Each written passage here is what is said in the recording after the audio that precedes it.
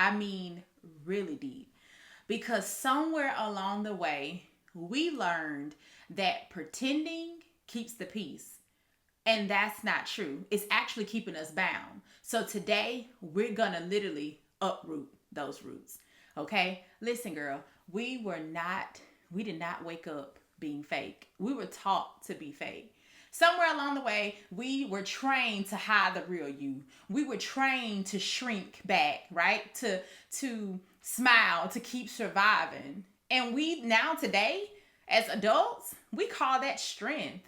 But it's not. It's actually survival mode that's disguised in what we call confidence, or what we think is confidence, right? But that's not true, right?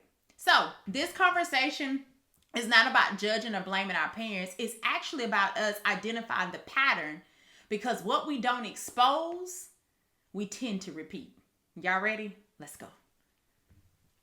So let me just get real personal with y'all today, right? I got my iPad here because I wrote out some different types of notes, so y'all bear with me.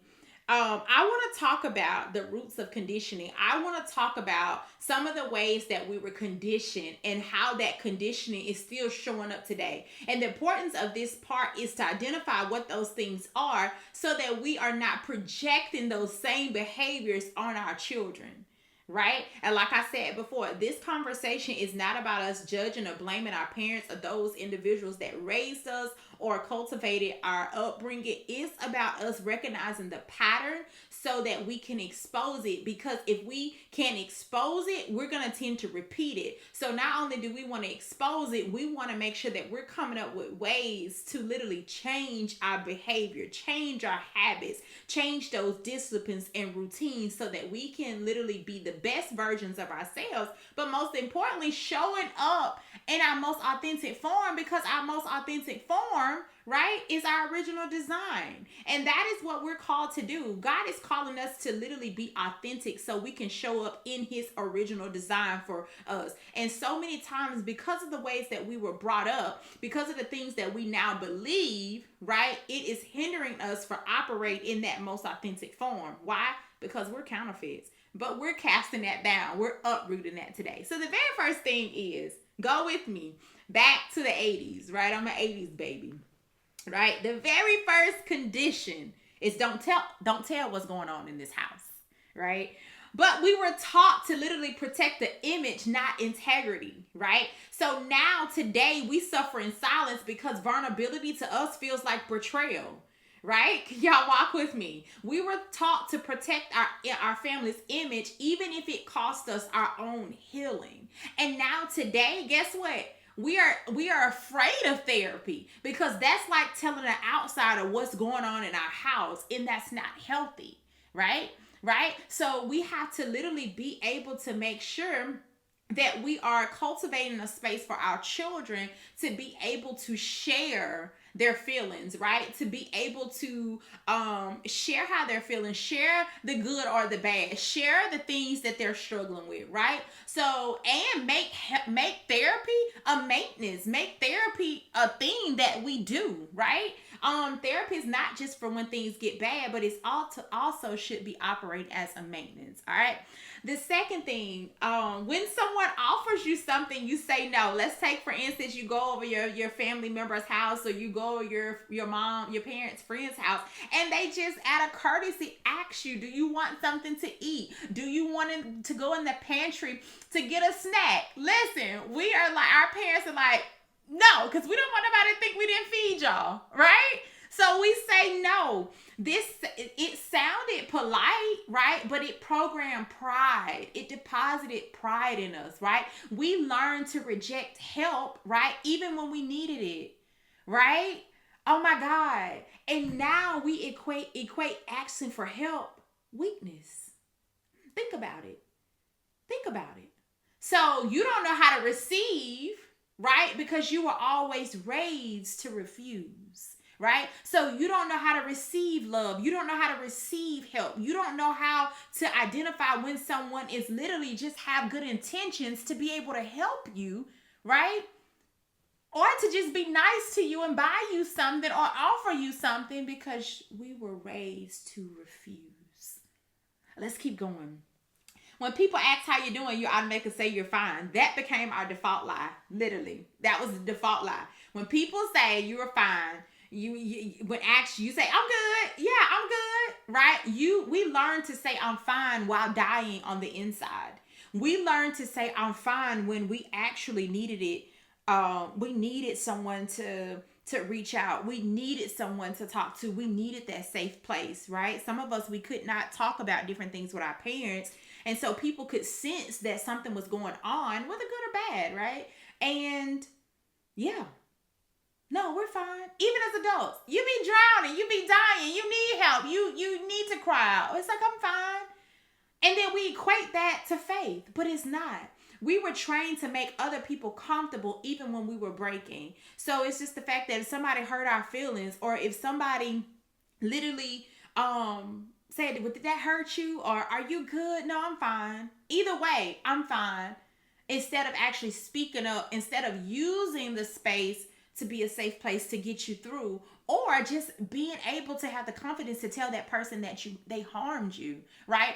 One of the things that I say all the time is that with my children, we were taught that that's your sister, that's your brother, right? You always love them. You always, family is everything, and that is true. But we also allow a lot of different passes because it was family, instead of us sitting down saying, hey, you hurt me today. Those words hurt me today, right? I should be able to tell my sibling that, or the person that I'm sharing a room with, how they make me feel, right? Versus me just saying, oh, that's my sister, I have to deal with it. Well, y'all know my sister? Girl, listen. But it was certain ways. Now we do it. But what our relationship would have been like if we had did that when we were growing up, right? I'm moving on.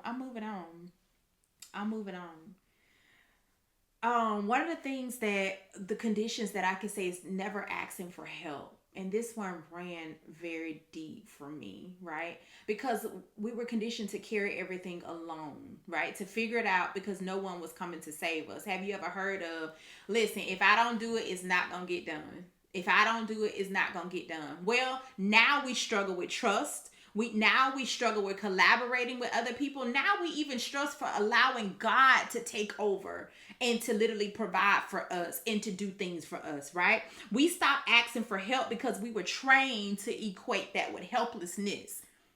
Right? But we were not created to do life alone. We were not created to walk this journey alone, right? God is sending people in your life that is going to be able to hold you at the capacity where he's taking you. And for some of us, we literally think that if we don't get it done, it won't get done. But I encourage you today to literally drop that. First of all, surrender it to God. First of all, allow God to literally come in, right, and be your savior. Allow God to come in and to take that burden from you, and allow him, right, recognize the people that he's placed in your life that's there to help you, right? For so long, it's like I was like, if I don't get it done, it's not gonna get done. And it left me in a mode of being overwhelmed and full of anxiety because I was carrying the full load. And this is even when I married my husband, the same thing, not even understanding that God sent me, right, help, right? So today I encourage you to literally ask for the help. You don't have to figure it out on your own. You just need to identify the people that God has placed in your life to help you carry it, right? The next thing is be perfect, right? I don't know if you felt like just you had to be perfect. I was a preacher's kid, right? My dad was a pastor. And I always felt like I had to be perfect. I had to live up to the church's standards, right? And so it's almost as if our homes were full of imperfect people, right? And we were trained to be perfect children, right? Y'all rocking with me. We grew up performing for approval, right? Instead of walking in grace, right? We were raised to be perfect by people who were still pretending. Let's be real. And even now, like I said, this conversation is not to blame our parents and not to judge them, but look at the ways in your life and how you're parenting. We're expecting our kids to literally be perfect individuals, and we're imperfect people. Right? We're literally encouraging our kids to be perfect, but we're still pretending. We're still showing up as if we have everything all together. We're still people pleasing. We're still not making moves because we're afraid of the opinions of other people. So not only was this projected as us as children, but it's being projected on our children, right? We're pretending, we're counterfeits, right? Because we are operating contrary to our God's original design for our lives. So God is calling us to become the original virgin that He created. Right? So that means that we don't have to have two faces. That means that we don't have to show up this way and behind closed doors it's another way. That means that we don't have to have a certain language this way and then a certain language that way. That means that when we show up, right, we're having to decide in our minds which version of ourselves that we need to showcase for the day. No, it's us showing up in our most authentic form, which is the woman that God created us to be, flaws and all. Because like I said, what we don't expose, we tend to repeat. So those very things that are on the inside of us that are contrary, those very limiting beliefs that we have allowed to shape our mindsets and shape our routines and our habits, they have to be cast down. We have to make sure that we're in alignment with who God is creating us to be, who He's created us to be, right? And so when we begin to do that, then these things are being cast down. We're being pruned, right? It may not feel good because if you've been operating in a way, I mean, I literally, if I look back, my son Caleb is 19 now. And if I look back on the things like when we got ready to go to grandma's house, like, hey, you don't tell what's going on in my house, right? If you go to a friend's house, no. If they ask you for something, you already ate. I can see the very things that I projected on my child is the same thing, and we are cultivating these mindsets, these perspectives in them. So it stops here because now we need to figure out how are we going to cultivate creative, healthy, safe places for our children to be able to express themselves. I know one of the things like your emotions, your feelings don't pay no bills. That was another one, right? But that means that it put a muzzle over their mouths so they won't have the confidence to share how they're feeling. That's not fair and that's not healthy, right? So we want to make sure that we are literally, like I said, cultivating a space for their healing, cultivating a space for them to be able to become the individuals that God created them to be. So we have to start pretending so that we can actually show them how imperfect people operate in this world, right? And how those imperfection God wants to use so that we'll be able to connect and resonate with the people that He's called us to serve, right? Oh, that was good. So look, Galatians 1:10 asks, am I now trying to win the approval of man or of God? So somewhere along the line, we became addicted to approval, right? We became addicted to approval, whether it was your parents, whether it was your friends at school, whether it's your husband now, whether it's your girlfriends, whatever that it was, so people on social media that we don't even know. We became addicted to approval, right? Even down to my kids, my daughter Kinsley, like when she goes, oh, I got to put this, I was like, are you putting that on for yourself because you like it? Or because everybody else is doing it? It's addiction to approval, right? But when we are authentic, when we are real, when we've eliminated being fake and pretending, that's worship. That is literally us coming to God in agreement to who He designed for us. So basically, when we operate in something contrary to God's original design, we're pretty much telling Him like, that wasn't good enough. Your design, it wasn't good enough. Society's design is good enough. That's disrespectful, right? That's disheartening. If you have created something and somebody is using it or operating contrary to what you originally designed it for, right? Right? So God never asked for the filtered version of you. He called the real you, the version that laughs loud, the version. I know I have a big mouth. Even in this moment, I'm like keeping it down to a 5 or 6. But I'm full of laughter, full of joy. I love to joke around. Like in some rooms, I feel like I have to suppress that. Now, of course, it's a way that you react with order and all the things. But why do I have to show up shrinking that part of me when that part is the gift that God gave me, right? To be able to resonate and to connect with other individuals, right? So we have to stop shrinking. We have to just stop being in survival mode and understand that God's original design is dope. Most of all of our answers and the clarity we need is by us taking off the facade and literally living up, right, to that individual, that girl, and becoming her and embracing the journey of becoming her. Because it's not something that happens overnight, but it is something that you have to take one step closer to start to identify, to want to do, right? Our God is a God of healing, right? He reveals not to shame you, not to shame your parents, not to blame anyone, but to restore you, right? He wants to restore you, right? I'm a firm believer that this generation will be the one that ends emotional silence. This generation is going to be the one that is going to be able to raise kids that tell the truth. Be able to raise kids that do not have to fake it. Be able to raise kids that are not people pleasers or are not so addicted to the approval of other people. Being able to raise kids that literally tell you when they need help, tell you when they're struggling with something. Because we're not just breaking the family, we're breaking cycles. And that's the beauty of this all. And even now for our parents and those that raised us, right? It trickles down for them to identify the patterns and be able to start operating differently now, in a different rhythm now. So it brings healing to the bloodline. It brings healing to the legacy. That's the bigger picture here, right? So there's a couple of questions that I want you to ask yourself this week. Where did I learn to be fake? What moment told me to hide my truth? What lie have I believed about being real? And then I want you to sit with God.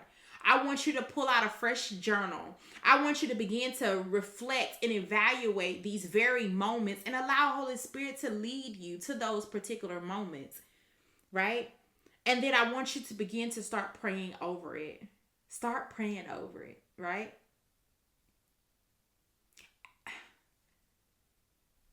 He's not asking for perfection, but he wants you to be whole. Let's sit with that. God is not asking us for perfection. He's calling us to wholeness. So what does that look like?